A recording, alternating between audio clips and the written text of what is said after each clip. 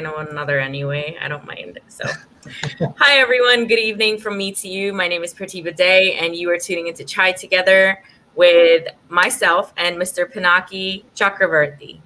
Hello. Hello. Firstly, I like your accent. So, how many years have you been in the States now? It's actually been 26 years. Actually 27. And where are you from India? What part? Mumbai, which used to be called Bombay when I was born there. Okay. But yeah. So you're South Mumbai. Asian. Yeah, South Asian. But I mean, I'm from the west part. Like, I'm Bengali, which is like the western part of India. But I grew up in Bombay, Mumbai.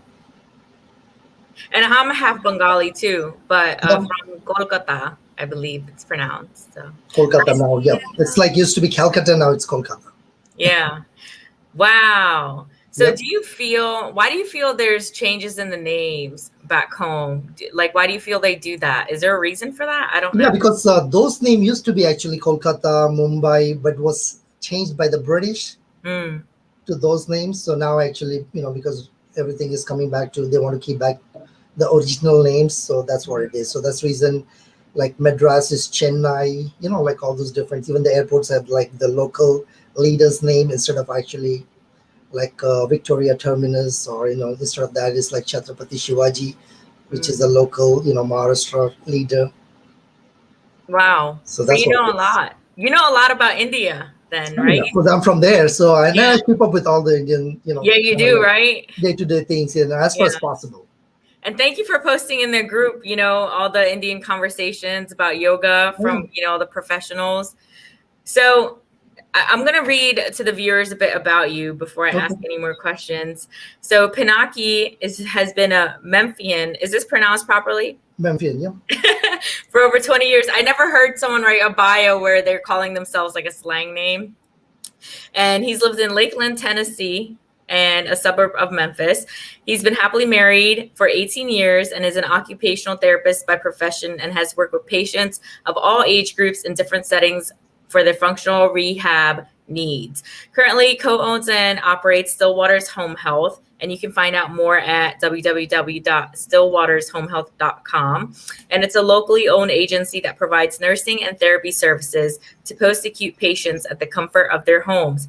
He's been the president of the MidSouth Bengali Association in the past and has also actively involved in the varied activities in the community, and currently is on the board for American Academy of Yoga and Meditation, which is a nonprofit based out of Memphis. He loves to travel, watch movies, listen to music, and read nonfiction books as a lifelong learner. Pinaky has been involved in the personal development area for the past 10 years and provided health and business coaching to many individuals. His life motto is, "It's not what you make, but what you contribute makes you happy, and happiness is a choice." Wow. So I have a question about that one. Okay. Is that your own quote? No, not really. Oh, okay. I mean, it's a general quote, but I mean, like, I try to actually follow it because in real life, and also I'm a happiness coach. So basically, I mean, there's a lot of debate about happiness. Happiness is like, you never look for happiness. You just have to be happy and just everything follows. I like that. So I have a question regarding making and contributing. So when you contribute, aren't you making something? Like that philosophy aspect, like while you're contributing, aren't you like making something of it anyway? Contributing is basically, like, in short, like you live a place or a thing better than you got it. So you actually, you actually add value to it. When you have something, you just kind of like, I mean, don't make it worse than it was, or at least keep it the same or add value to it. So that's your contribution. And making is, you mean like physically making something more? Not physically making, it's just actually improvement, or it can be like anything adding to it, adding value to it. Interesting. Thanks for clarifying that. No problem. Yeah, it's like contributing.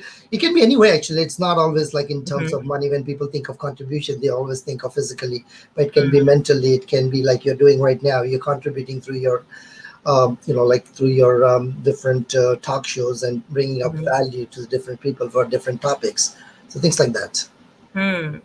I want to ask you, what interested you into becoming an occupational therapist? Why not another field? I always wanted to actually be in the healthcare industry, actually. And then when I went to school in India, in Mumbai, and back then we had like a few different choices. Either you had like the medical, dentist, pharmacy, and those things. Yeah. And like rehab was something which was really something up and coming, because there was not a lot of people like in the physical rehab area.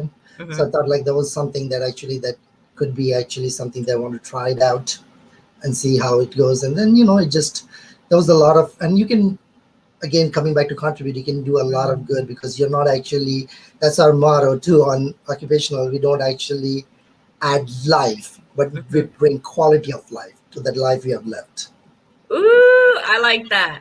Have you ever thought of writing a book or, doing more speaking engagements? I've had that in my plans, but life has gotten into, I mean, it's not an excuse, but I've been just work, talking, those are really my passions. And I write a lot too, actually. I just don't share it. I just kind of like it, like little small blogs and things, but I just keep it myself as a small short books. But hopefully I can start with the ebook and do some small talk shows. Yes. That's my plan. So it's like you're keeping it to yourself, like for yourself right now. And it's been a habit, or like Jim Rohn says, just keep a diary, or keep I like something. And I always like small proverbs, even as a child. And now I like all the different, like the American idioms or the phrases. I like to collect them because, in somewhere in your life, you can relate to it and you can use them in your life too. Yeah, quotes, right? So yes, can you share a few or one, that you really like, that you remember? I mean, there are many actually. One is just like I said, it's what you like. If you get, you can actually never go hungry, but if you give, you will never actually have problems sleeping. You'll go to bed happy. If you get, you will be fulfilled, but if you give, actually you will go to bed happy. Another thing I can say is actually, I mean, one other thing which I really like is it's not your aptitude, but your attitude that determines your altitude. Wow. That's a mouthful. Yeah, it's actually, if you look at it, I mean, of course, in attitude, you see a lot of people who are really brilliant, intelligent, but ultimately, if you have that, stinking attitude, or, the negative problems, you don't get ahead in life. And that's what, and I had to deal with it myself for a lot. I mean, I won't beat around the bush, but that holds you back, because you become your own personal enemy when you let your attitude stop you from doing things. I like that. Yeah. So when I was in thinking into results, Bob Proctor's program, we learned that attitude was the word. Like throughout the whole program, the whole intention behind the program is attitude. Your attitude determines everything. Whether you believe in yourself, don't believe in yourself, what you choose to do on a daily basis based on your attitude. It's a choice you make. And so I know you're a happiness coach. So I'm going to ask you this question because my coach, my coach now, he had said when I was mentioning happiness, he said he likes joyful better because he brought to my attention that, happiness fluctuates, joy doesn't. And now I started using joyful more intentionally than saying I'm always happy, because you may not always be happy, but you always have joy if you're grateful for what you have. Like, what are your thoughts on that? I mean, I agree exactly. I mean, joy is the inner state, because it doesn't depend on the outside circumstances. The happy is actually, believe it or not, we can talk to people about it as a choice, but people who are really on the streets, hungry, I mean, it's really tough. Actually, it's easier said than done too. But joyful, like I said, you have a feeling of gratitude, because that's where joy comes from. It's actually being happy with, there's always somebody who has less than you, and there's always somebody who has more than you. So you just have to, of course, be at joy, which is that state of mind that what I have is I'm really happy with what I have. It's not that I'm being I don't want anymore, but it's just I just want to, I'm still grateful for what I have right now. I'm better than the person who is on the streets. I have a house, people who don't have a job, they're I have a job right now, things like that. So there's always something to be grateful about. And that's where the joy comes from. Yeah, I just realized that we're wearing a bit similar shirts, and I always tend to match my guests, and I always have to point that out, like the pattern wise and the color. And I did want to say to you, and I will get back to what you said, but I did want to say that you have a map in your background, like how my dad does in his room, like a map of the world. I don't know if that's, an Indian thing or like. Not really, actually, because that can be an Indian thing, but like, there's a Sanskrit word which, like, it's a mouthful, so I'm not going to say. It's like the world is one big family. That's what it says. So basically, it's like, and plus, it makes you feel good that, you're part of a big family. And it makes your vision bigger. You're not just living in a city or a state. You're just like a big citizen of a big, like the globe. Yeah, like a dreamer. Yeah, he definitely is a dreamer and a traveler. So I like that. I wanted to point that out, but I want to go back to what you said, and I want to mention that I feel that even people who have more, let's say the fancier things, the more expensive things, right? I feel it becomes so normalized that you won't pay attention or be grateful for it. Like you may have like, all these Xboxes and stuff, one breaks, who cares?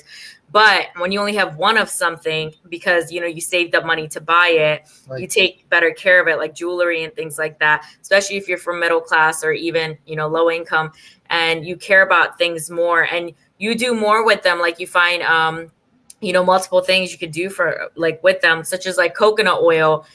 People who may not have the money to buy a lot of products, they use coconut oil to, like oil pull, take off makeup, put it in their hair, like multiple things instead of buying someone who can more so afford it. So I feel like little things like that are really important. And as for people who are homeless, I feel there's people who are homeless and are still happy, or should we say joyful, and then there's people who are just miserable and bitter because they feel like someone should be doing something for them, or that like they're blaming other people for their state. So have you ever encountered like homeless people and like did something for them, or like any kind of situation like that? Yeah, homeless actually, like always, people always think of homelessness is because of money issues or other things, but actually, if you look at it, homelessness is a lot to do with a lot of health problems, because a lot of people actually mental illness has dependency issues, like they have like a drug or alcohol dependence, and that's what it was. And so it's a very temporary issue actually. A lot of people think of like, okay, they're like homeless, so it's a bad or it's a problem, but no, they're just going from a temporary phase in life. And people actually who just look at it, even the person, like you said, some homeless people are happy and some are not. The people who are happy, they're just looking at actually that, okay, this is just a temporary setback. I will actually get back to where I was, and I need to keep that same set of mind. Or people who are not happy, they're just kind of looking at things they used to have and just kind of like blaming whoever it is for not having that anymore. And that puts them in that state of mind of unhappiness. So it's the same situation, but they are actually creating those scenarios in their mind, bringing them back or ahead of time and just making them happy or unhappy.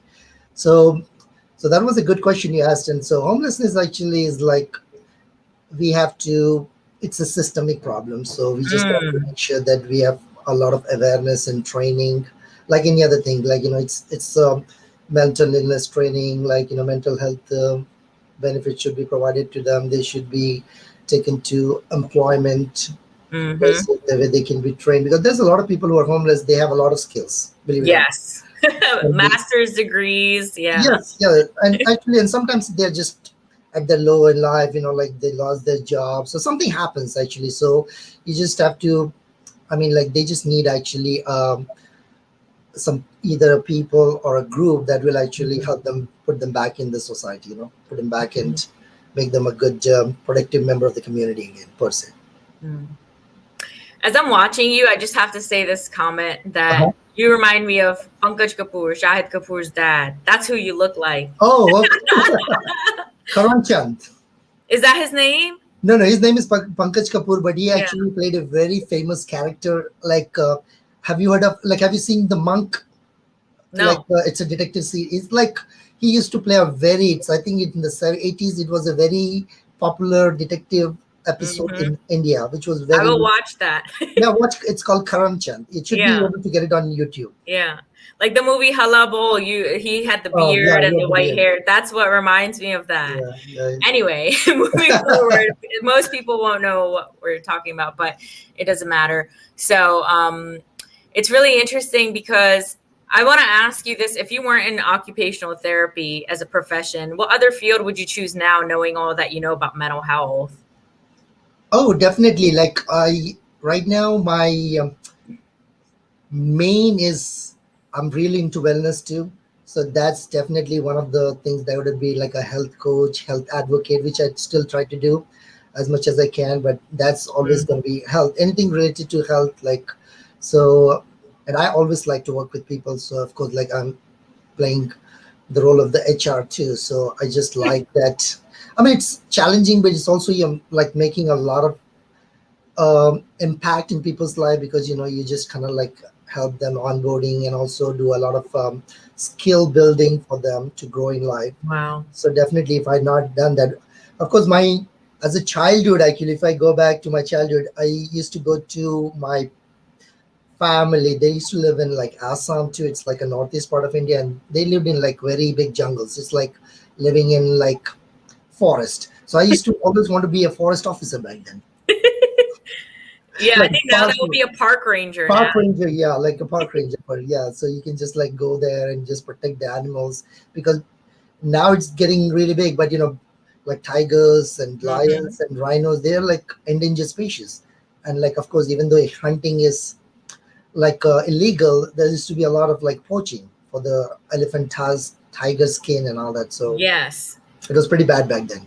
Yes, when I was in Thailand, one of the teachers went, not a teacher, but someone who's employed, they went to another part, I believe Surin in Thailand, and they were they were hanging off the elephant tusk. And I was telling them that's animal abuse, but because of the education there, they didn't understand. They said that's normal, but they just feel like they can play, sit on the elephant tusk, all these things that are, not appropriate. Would you want someone to sit on you? But they don't look at it from that perspective. To them, it's just fun, but the elephant's not having fun. You should get off their tusk. And So, like you said, actually, they have never been shown better or told better because it's always been actually considered as a norm, and there is no consequences. Actually, they're not like it's just. I mean, they do it. That's it. So nobody has stopped it, and nobody is going to do it. So unless there's rules and regulations, and they have like the people who hire them, train them, educate them, that treat them properly, they're the same way. So it's just. Again, everything is back to awareness and training and education. Wow. Everything. Wow. I feel like it's like overly exhausted, like the whole concept of like educating people, skill building, all these things that can seem common sense to people who are already there on that level. But it's just so much work needs to be done. I feel like that's always the answer because it's like beyond us. Like we'll pass on by the time that even gets done. Yeah, like it's a continual. I mean, it's like a revolution. I mean, like that's the reason the new, actually, at least the new generation, like yourself, like you all have to take the torch per se and just kind of run with it, and you just pass on the baton into the next generation, and it continues. And that's what, like maybe in 100 years, some problem will be solved. And maybe in the next 100 years, some other problems, because this is not going to be one, because things have been going on from like centuries, and they are probably getting fixed now. So it's just a generational thing.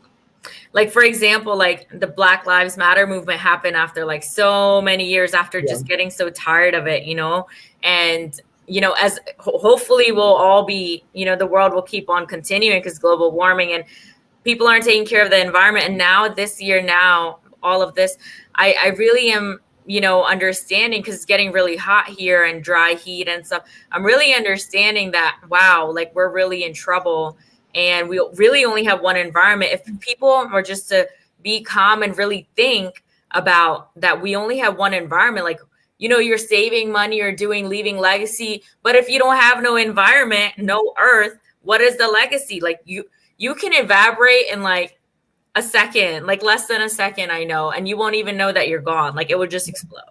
So I think it's a bit funny that people think about money and all those kind of things, but you're not thinking about nature, like, the planet. There's kind of throwing trash, all this, like nothing's going to happen. Things are happening slowly and surely. And now because it's so hot, everyone's complaining, but that's because of the trash you threw like maybe 10 years ago. And then someone saw that and then they started throwing trash. So it's really to like be mindful of your actions. And I know like you want to, you know, be a coach in wellness and things as well. So do you want to do that full time? Like, is that something that you want to do as a career? I would definitely love to. Actually, that was something that I would like to become like a full-time, like a health wellness coach. And also, because basically, I mean, people need more education and people need more, I mean, not just education, I mean, there needs to be action. And that's what the problem. People know things, like all the things we are talking about. Everybody knows about global warming. Everybody knows about the ecological changes. Everybody knows about ozone layer. Everybody knows about everything. It's just the crossing the, like they say, crossing the abyss. It's between knowing and doing. It's like most of the people actually are aware of it, but like nobody's going to cross that bridge from knowing to doing. And that's what, like, that needs to be actions. That's the main thing. We learned about the knowing doing gap in Bob Proctor's program too. Like I have the book, so there's a knowing doing chapter. You know, you can know, but until you take that action, it's like the terror barrier. That's another chapter. Like if you hit the terror barrier, it's going to be really hard for you to get back up and start from level 1. But if you get over it or go through it, then you can keep going. But it's kind of like you go backwards, you know, when you hit a terror barrier. So that's that. But yeah, tell us more about Still Waters. So how did that all start? Still Waters is actually like it was founded in 1996 by a local Memphian. She was actually has been in Memphis for a long time. So she opened this with her sister. So back in 2006, we actually bought it from her because in Tennessee, there's a moratorium, so you cannot actually get new licenses to start something. So we had to actually buy one. Yeah, there's like different states that actually require like, you know, separate requirements to start something like that based on the demand and supply. So Tennessee is one of those states. So we had to buy it. And since then, actually, we just started very small for the few patients. And then we have like not big, but we have gone to a very good size. So since then we have started like what we call is the private duty, so which is like a more long-term side of home health, which where we have nurses and CNAs that go to the houses and stay for a long time. You know, they are there for like 3-4 hours a day, 8 hours a day for the whole week, for maybe months. So they're there actually. They're more like long-term care. And then we started like an outpatient too, where we actually go and or the patient comes to our place, which we kind of like are like working on that right now because of the pandemic. Everything is kind of like in a standstill because people don't want to go outside much. No. And the main problem has always been actually, which has been more is staffing. And, you know, being as in HR, I know actually it's just finding and retaining good employees are always the difficult, tough thing. So basically that's what it is in a nutshell. So we actually provide like nursing, which is like RN, LPN services, physical therapy, occupational therapy, speech therapy, medical social worker.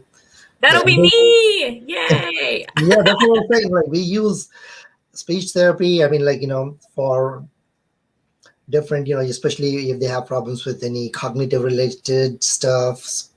Of course, if they have a stroke, you know, and they have like dysphagia, dysarthria, any kind of speech deformities or swallowing problems, they're needed.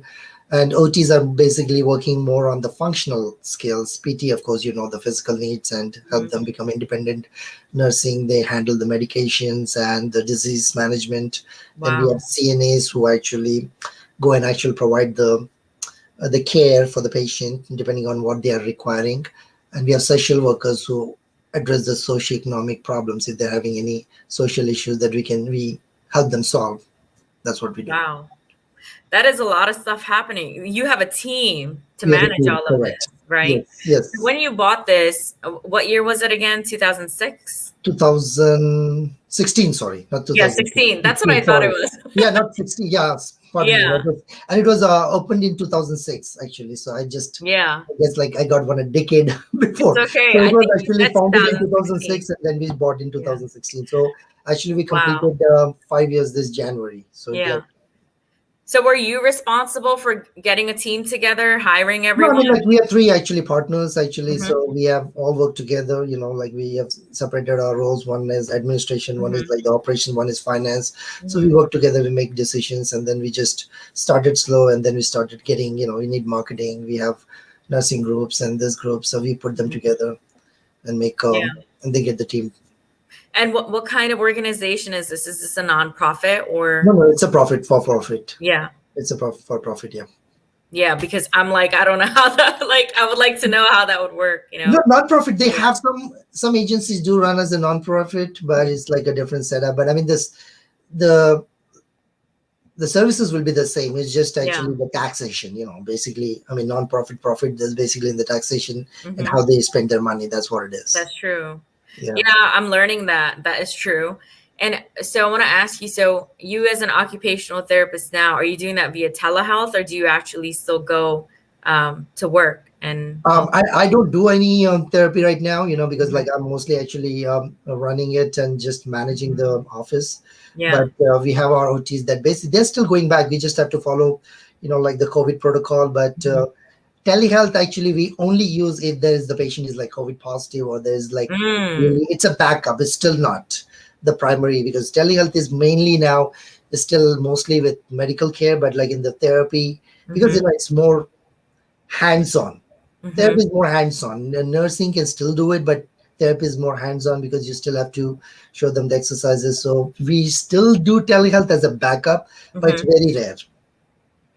Wow. And this is only for the state of Tennessee, right? I mean, like pretty much everywhere is the same, actually. I think telehealth is pretty much, uniform. And Tennessee has their own rules, but pretty much like CMS, actually, which is the governing body for the, the centers of Medicare and Medicaid, they decide what to do nationwide. And of course, we have our own Tennessee board. But as far as telehealth, it's pretty much across the country. The same rule applies. Oh, yes. Thank you. I just wanted to clarify. I meant the Stillwater's Home Health. Oh, Stillwater. Okay, sorry. No, that's okay. Only in Memphis, Tennessee. It's only, I mean, because it's like a license. So we are only licensed to operate in Shelby County, which is in Memphis and the suburbs of Memphis. Yeah. So is it possible? Is the goal to expand? If we can get in licenses for other, counties, we definitely can. But again, we are trying to take it small because again, like I said, until we can resolve the problem with staffing, because if you don't have staffs, that's the main thing.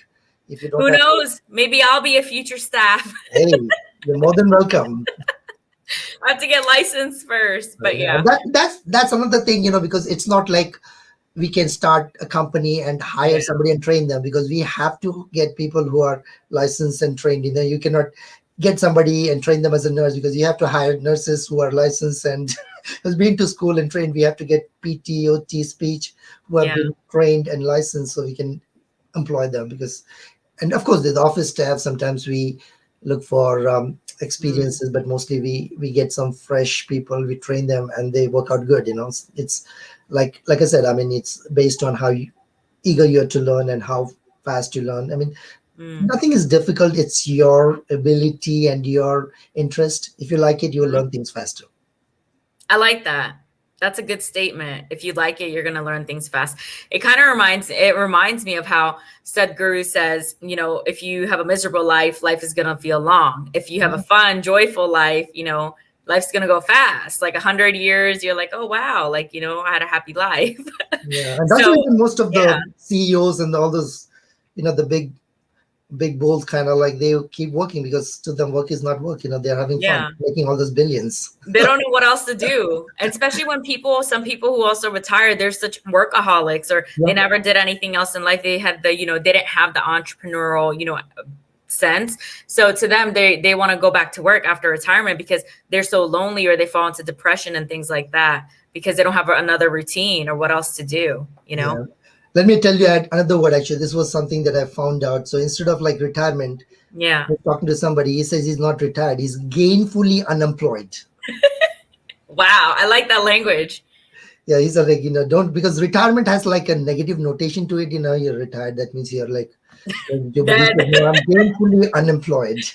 Wow. I like that.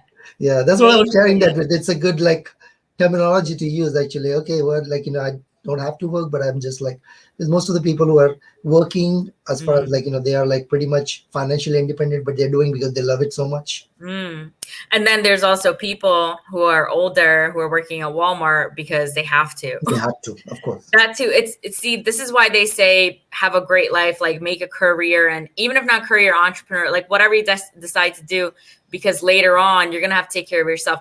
This is the aspect of where kids come into. And I just want to say that when people used to, or even still, have kids, that so someone could take care of them later and things, but that's a responsibility you're putting on children that they didn't choose, that responsibility. Yeah. So to not have that thinking as well, but everyone's to each their own. That's just not, how I would perceive it. Like I personally recently decided, I'm very transparent about it, that I don't want to have kids. Like I decided I care about my mental health. And I was like, by the time, I get to this, I'll be a doctor by 35. And then I was like, to have my body go through that, like adopting or like, working with kids and speech or doing something else, but I don't have to bring it home with me. So that's another concept. But if I do feel like, I want to help, help a child, like I can give funds and, help raise the child maybe in another country, something like that. But I don't have to intertwine it directly with my personal life. But that's just something that I gave a lot of thought, because most people just do it because society is just the norm. Like, married, have kids, especially in our culture. But I'm different. So I go against all of that. You're changing your mindset, which is a good thing. Again, it comes back to your mindset, because like the one you're saying, it's a fixed mindset, but sometimes you have to challenge the norm and actually do, because you don't want to do what society has taught us to do. Actually, you want to do what you feel good about. Sometimes they might not think it's wrong, right or wrong, but hey, if it makes you happy, as long as it's not illegal or unethical, there's nothing wrong.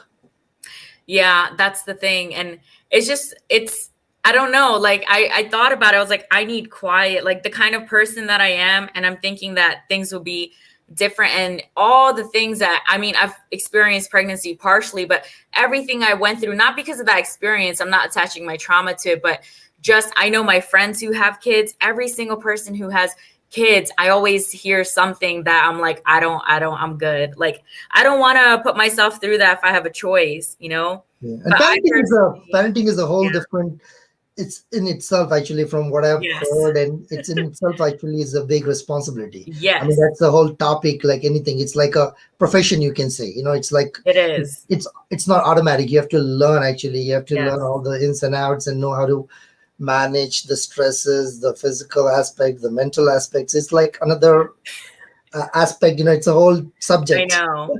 And the reason I'm laughing is because I feel like my parents are my children, as in they're so old and I care for them and things. So to me, that's possibly one of the reasons why I feel like I've done my job. Like, I feel like I don't want to do that another part of my life, the rest of my life. I feel like I'll be done with this. And then it's like just me. Like, that's just because I feel like I've had enough of that, to where I don't want that kind of responsibility of taking care of someone, things like that. But you have to keep an open mind, but I just know that that's the decision I made. But I do want to ask you now, since we're talking about, mental health, clarity, yoga and meditation, when is it you really, started practicing that? Yoga and meditation, I've always practiced, even actually from school. Is just that, of course, in the United States is becoming popular in the last few years, but in school curriculum, we used to have yoga actually as part of our school curriculum. Like, we used to call it physical education classes. So they did teach us meditations and all that. We did not know the different types of name. It was just it was like kind of like you just kind of like, basically, when people think of yoga and meditation, they think of all the different poses and like, oh my God. So they think it's basically, yoga is just a mix of different, like, it's disciplines actually. So yoga you cannot do, and one thing, since you asked, you cannot do yoga actually in an hour. Yoga is a lifestyle.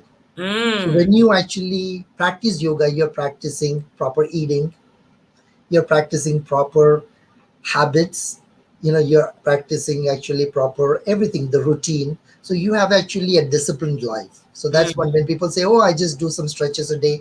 That's not, I said, or I just sit 20 minutes and do. No, it's basically And same with actually meditation. Meditation makes you more actually at peace and at the spot, actually, like they say, actually, like you're, I mean, on the spot, you're thinking of Mm. the current state.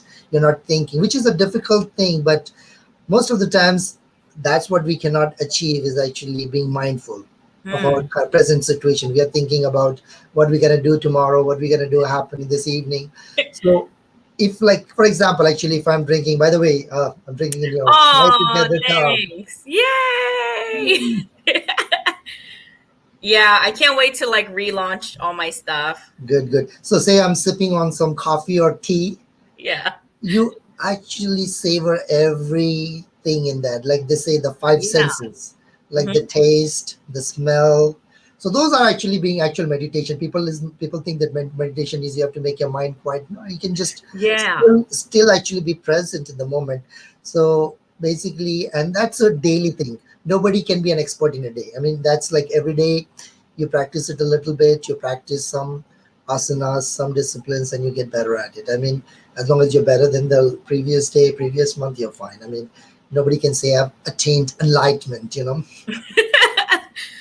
So, wait, I want to ask you, do you follow Sadhguru's teachings or do you? Yeah, I mean, like, I mean, I just, what I do is like, I'm like not just a single follower. I Yeah. get, you know, I follow different things. I get some Mm. from Sri Ravi Shankar's, some from Gaur Gopal Das, you know, like they're different Yeah, I actually think you people. told me about them. Yeah, so some of them actually, because everybody has different perspectives, and that's what I want actually. Like one of the, I think, groups we are in, like the perspectives of life. So Mm. every author, every book, or every guru you follow, they give you a Mm. different aspect of life that you can follow. So you Mm. just actually look into it, follow the one that you like, and then you can just leave the rest. You know, that's how. So I just try to follow. Yeah. There's a one more actually. I think I mentioned about it called Dandapani. He's also a pretty, like he's into meditation a lot. So he will tell you about simple mind management kind of things. You know how to Oh, manage your mind. wow. So he's pretty. I mean, like he's also a monk, but also he teaches you very scientific aspects of monk, and that's what like our association, which is the American Association of Yoga, and we are totally science based Hmm. because we have doctors and researchers who are working day and night on how yoga and meditation actually impacts your body at the Wow. cellular level. So that's what it is Yes. about. Yeah. I don't remember the gentleman's name, but the one monk I believe who had the was older but had the mind of a young person. I think like a 30-year-old, but the monk was like old age. Yeah, I know. I forget the name, but you know that story. Yeah. Yeah, And I that's feel what like it is actually, because like with meditation and yoga, you can actually, I mean, of course, you will age because your body will age, but yeah. your mind, soul, because you control that and you actually stop the like the because your chronology you might be 60, 100 because that's a number, but Mm, your body physically, mentally will can actually you can have the you yeah. can control it basically. It's interesting. So, I went to Les Brown's event last Saturday, right? Mhm. And Les and John Leslie, his son, he was asking him, how old do you feel? He said 35. But he was telling the story how before John Leslie even finished asking him the question, Dad, how old do you feel? He said 35. And he's 77 now. Les Yeah, Brown is now 77. I'm like, oh, wow. I think we started last year. We're like, oh, he's 75, 76. Now it's like it's already been a year since we were in yeah. the program, but now he's already 77. Wow. He's been there for a long time though. I mean, like, and he had a like if you read all his books, I mean, he had to struggle a lot, and he's like a great example of how you can actually beat the odds and do what you want to, as long as you have that discipline and determination.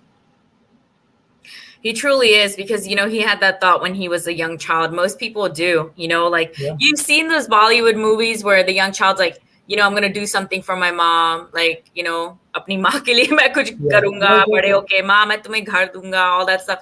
That right there is a mindset. yeah, They don't tell you that in the, Bollywood films, but that's a mindset. Like in the movie Raees with Shah Rukh Khan, like he had that mindset and then he became like a successful Don/businessman. But it all goes back to mindset. And you have a vision basically. I mean, what you're saying is, they have a goal or a vision. Yeah. Like you say, you want to do something because you have that target that you want to do something, and you have that strong why. Remember, they always say it's not actually what you want to do, but as long as you have a strong why. Because if your why is strong, you can always do what you want to achieve. Because if you just want to become like something, but you don't have that strong why, that's the reason a lot of people, I mean, if they were like born poor or something and they're gone through poverty, they want to make that money because they want to never go back to that same, same place in life. So they just kind of like that. It's a negative experience, but that pushes them to something positive, So that's a good thing, because sometimes actually, like, it's just if you're down on life, and sometimes that's the reason I like people who are negative, because sometimes if you take it that way, negative people can also push you further. If somebody say, hey, Pratibha, you cannot do that, and that can actually, you can take it like you mentioned about if you take it and make it use as a fire and inspire it, you can actually, that can be really inspirational, because you can use that fire of whatever it is, like, maybe it's an anger, but anger actually, either you can take revenge or you can use it as a fire to just launch yourself even further. I do have fire. I'm actually, so I'm a Capricorn cardinal. Like, I had my birth chart reading. And, I was born in India, but I had it done. And I'm an Aries personality. I have fire in me. I have a short fuse. I go 0 to 100.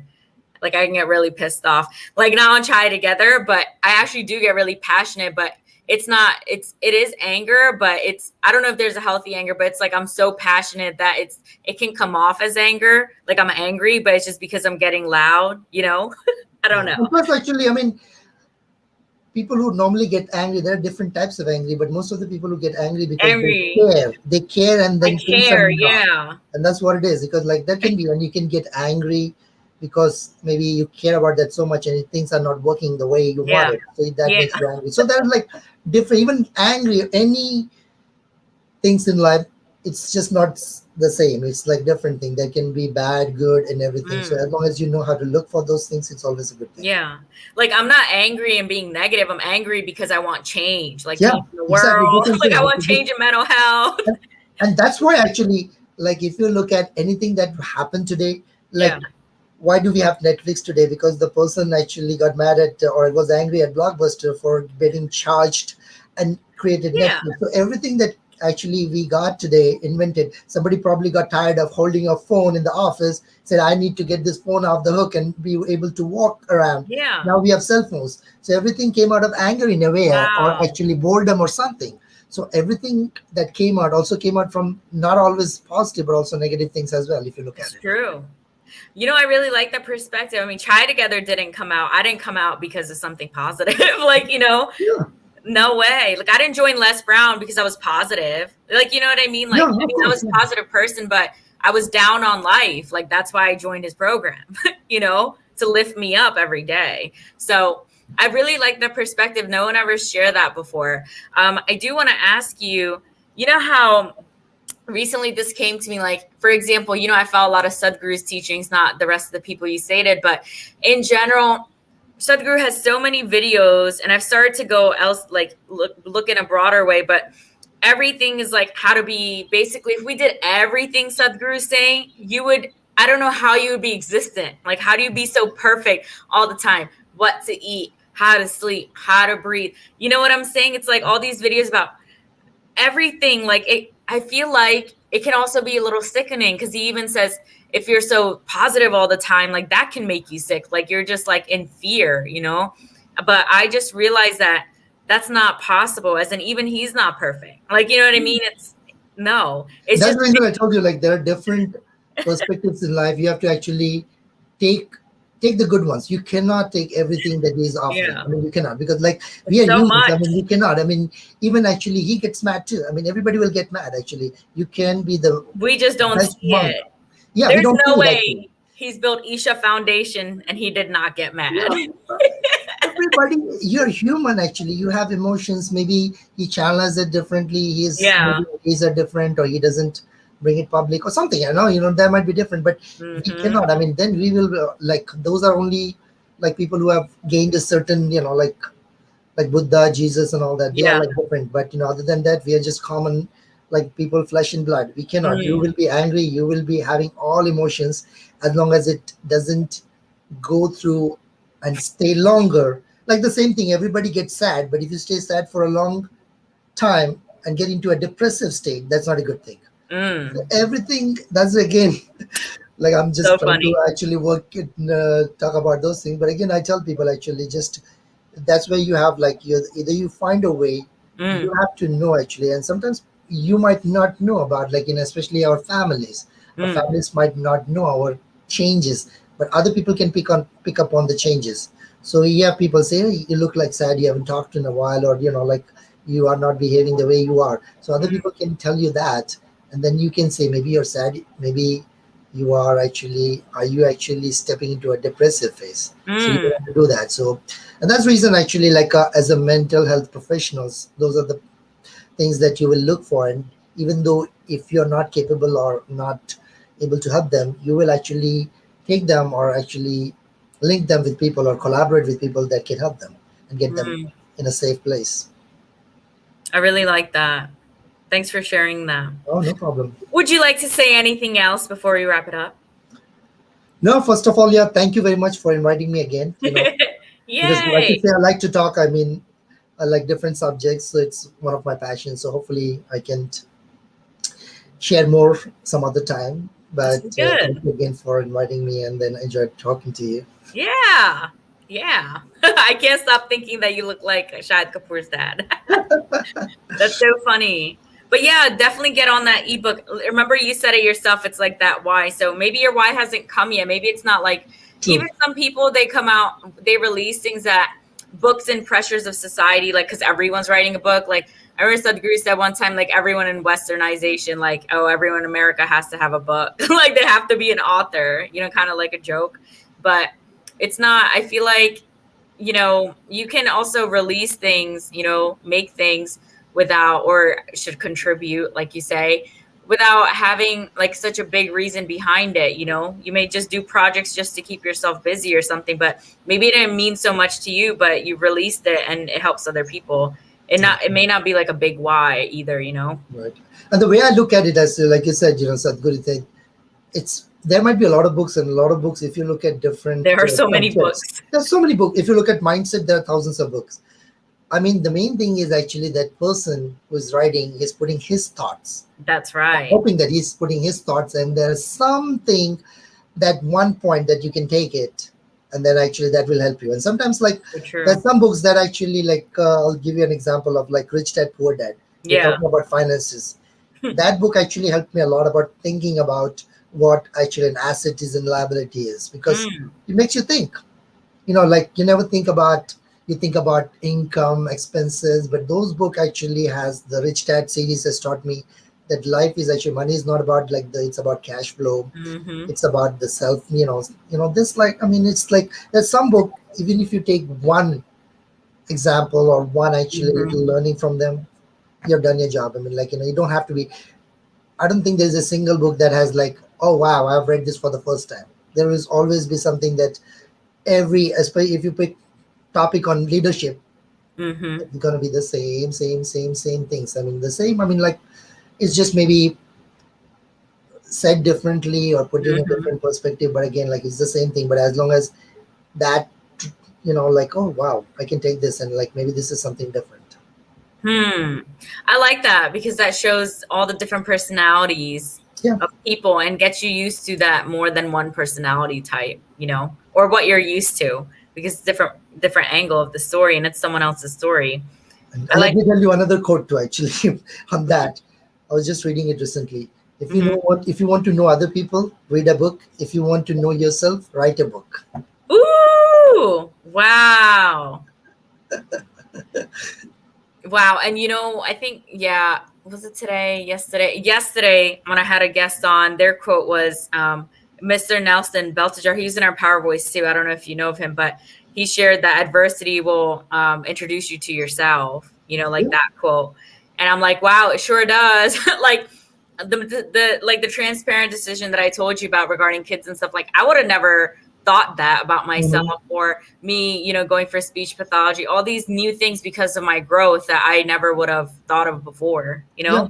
And sometimes adversity is actually, in a way, it's what makes you actually in the journey, because people actually, I mean, it's the same thing as success or like not successful. It's actually, it's not the journey, I mean, not the destination, but the journey. It's like, like Jim Rohn says, it's not the millions, but what you become in the path to become a millionaire, what matters. Because you have to change yourself. Either you become a bad person and rob a bank to get that million, or you become a better person actually and build all the skill sets and everything to build that million. So you become a different person to get to that, goal, or like the point you're wanting to go. So Yeah. that's the main thing. It's the transition in yourself, and that happens.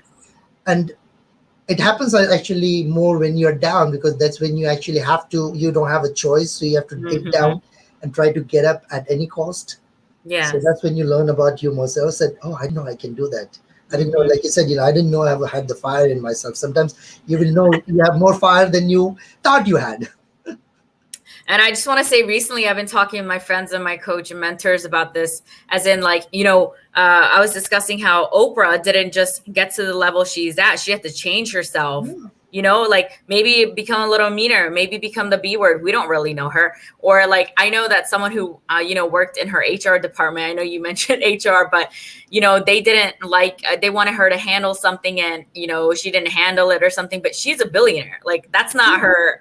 She doesn't need to handle that. She has someone to handle that for her. So that could come off rude to someone who's here, but she's here, in her mindset, and she's totally different than someone who may know less than her because of all she went through. So, and, even becoming a millionaire, I was asking my coach that, like, do you become like an a-hole, or, you have to, change your personality, or like, he is still who he is, but in business, it's like you're going to have losses and hits and all these different things, maybe some betrayal, and these will change you, who you are, make you more hard shell.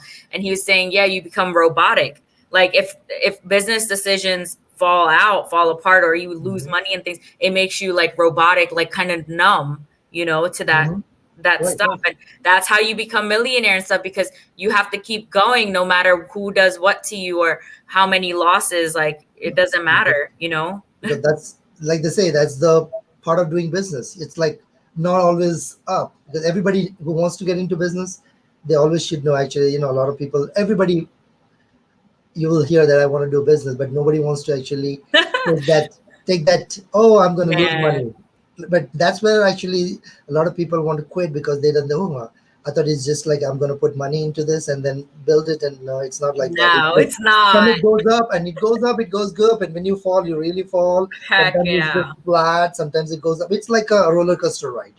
It's just never stable. I mean, like, you fix one problem, there's always something, there's one thing, the other. It's always, as long as you, and again, it comes back to how you look at it. Because if you look at it, oh my God, I have another problem, then it's going to be difficult. You say, okay, let me deal with this. I'll look at it and actually and hopefully you can fix it in a way that you don't have that problem again. But sometimes some problems are recurrent, like staffing, like I said, it's something that sometimes, that's like, you can actually improve actually other things, to make it better. But you cannot impact other people. If they want to leave, they want to leave, you can just do some things. But so, it's basically everything starts with you. I like that. And remember how Les said, you're in a problem, you just left a problem, or you're heading towards a problem. Yep. Always. Otherwise, you remember, and they also say, if you don't want problems, be dead. Like, as in, this is not, a message to say like commit suicide or something. As in, like, as a human being, you're going to have, and some people change the language that there's challenges, there is no problems, or whatever you want to call it. But if you're not having fluctuating emotional experiences and you're not moving forward, or you're stagnant, whatever you are, like, you're not living. Like, if you don't have things happening in your life that you don't want, like, it's just not ever going to be like linear or like perfect or anything. So I like that. Yeah, it's okay to have everything, it's okay to do everything, as long as it doesn't, like they say, actually, what doesn't kill you, like, will make you stronger, same thing. It's okay, to take that pain. It's okay to feel under pressure. Just kind of like, you got to keep moving on. It's hard actually. Trust me, it's hard actually when you lose money, when you have problems.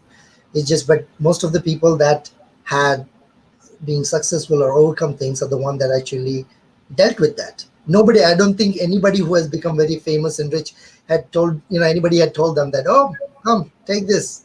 Or yeah, hey, you got it, Everybody had to like fight for it, or everybody had to like, struggle for it. Maybe people who have billions now, they still have the same problem. They still got their naysayers. They still have people who like, had the door stamped on their face, Yeah, a lot of times. Yeah. I want to ask you before we really, really get off now. Okay. So I want to ask you, like, what are, a few of your favorite books? I know you mentioned Robert Kiyosaki. I did want to say that we had a call with his financial assistant, Tom Wheelworth, and that was really cool. So I believe I still have that call, like, recording saved. So that was really cool. But it's called the Wealth Ability Group, I believe. And I remember someone asking him, like, hey, how do we work with you? He's like, I charge a lot. And I'm thinking millions. I'm already thinking, like, this man charges millions. So he's like, when we become millionaires, we could go to him. So, but that's his, like, the company group that you can, go there for your accounting needs. So I think he's one of the advisors. Like, one of those books he wrote. Yeah, I've like read some of his books actually. So he has Tom Wheelworth. Tom Wheelworth, yeah. Yeah. I remember it's so interesting because the biggest part of TIR was the networking aspect. Like, I was adding everyone on LinkedIn, and it's like they do respond to you, like successful people. You know how they say that they will help you, like they will talk to you or give you, connections and things. That really is true. I've had that happen, and it's all about planting seeds and reaching out. Like, I don't care who you are. Like, I always email people. I always message and stuff. And at least someone gets back to me. If not now, they'll at least know, like, oh, she's consistent. She's persistent. Like, she's committed to getting a response. I'll keep sending the same email because I want a response. Like, I need someone to help me. And most people don't do that. They're just like, oh, I don't care. I give up. I don't give up. So that's what it is. That's how you are going to be different than others. That's what makes you different. I mean, you like I don't know if this is, this happened with you as well, but I remember when I was younger and I would want to go get a job. It's like, instead of just a phone call, I would show up. Like, I kept showing up like, hey, I want this job. Like, I want to work here. This place makes me happy. Going back to happiness, I was like, I like the music because I worked at a Caribbean restaurant and I told them I want to hear Bob Marley. Like, this is where I want to work. And he was like, wow, like, you're really like serious. I was like, yes. And that's it. They said I was hired, like, because of my determination. So because you showed like initiative. I mean, like, it's like you went there, you showed initiativeness. Yeah. Most of the people, they will call and never even show up. Yeah. Or they say, oh, I never got a call back. Did you call them? Like, you're not even putting effort. And then you complain you don't have a job or something. Right. But you're just lazy sitting there, But anyway, I did want to know your books. Like, what books do you like? Spiritual, like whatever kind, they are. One book, other book that I was going to say is Brian Tracy's Eat the Frog. I don't know if you're. Oh, yeah. That's a good book about, like, because like sometimes there's some things that I hate doing it. So I just remember of that, start with the difficult things first. So, of course, then the Awaken the Giant Within by Anthony Robbins. Yeah, I think I heard of that. I didn't read it yet. But Brian Tracy was also on our call too. Oh, he was? He was. So in TIR, like, we had, I don't know, him and then another gentleman, but mostly like kind of like business based, like people like, and then I know on Clubhouse, he was also doing a call with him and Les like every Tuesday. So you could talk to them and things. But I know Brian Tracy came on and he is very, very old. Like, I just want to say, but his memory's not as great, but like, he's still on point. Like, as in, like, he's still working. He was saying, even at the stage, I don't know, I think he's in his 80s maybe, but he's still working, morning to night.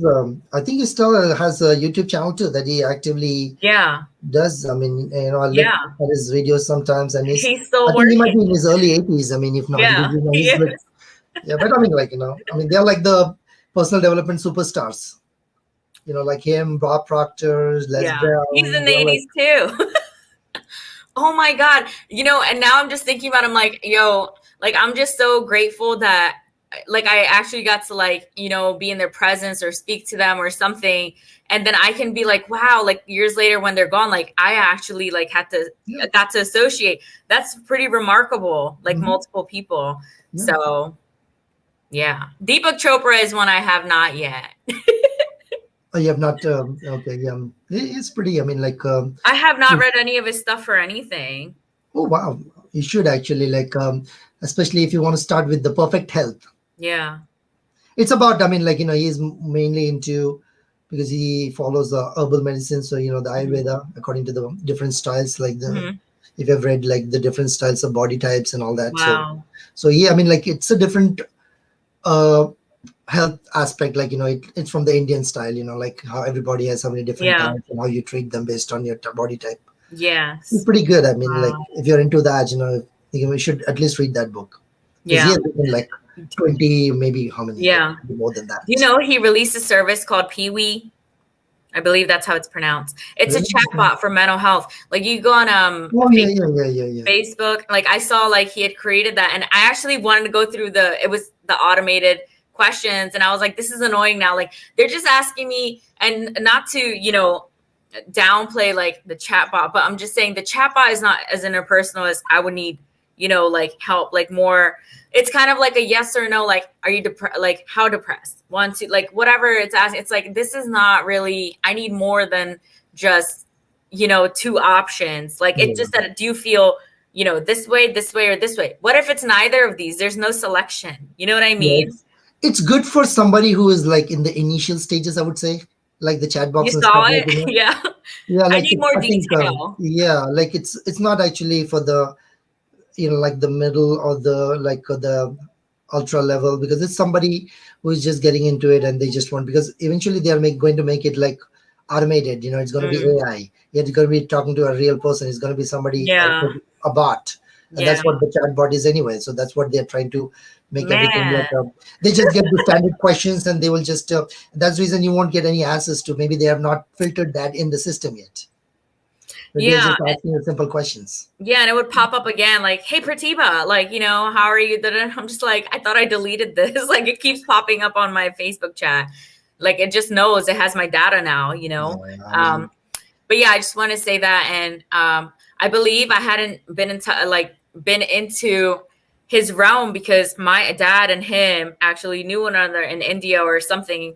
And my dad just always had a bad taste regarding him. Like he always just like, no, like when I came to, it never, I think because of his projection about that, him not having any interest in Deepak. My dad's name is Deepak too. They're both Deepak. So like in India, they were together in a place somewhere. Like my dad met Osho as well. Like my dad was also, he went off to be a monk when he was young as well and different things, but he met a lot of people. So because of his experience, I think growing up, he kind of pushed me away from Deepak Chopra. And that's why I think I was like, oh no, I don't like him because my dad didn't like him. But I think I should get to know myself. So hey, I mean, that happens. So that's good. Thank you so much for being on today and sharing this hour and 2 minutes with me. That was really cool. That was really great. And I really like your perspectives. So that was awesome. Thank you. Really enjoyed the chat. Keep going. All right. Thank you. Bye. Bye-bye.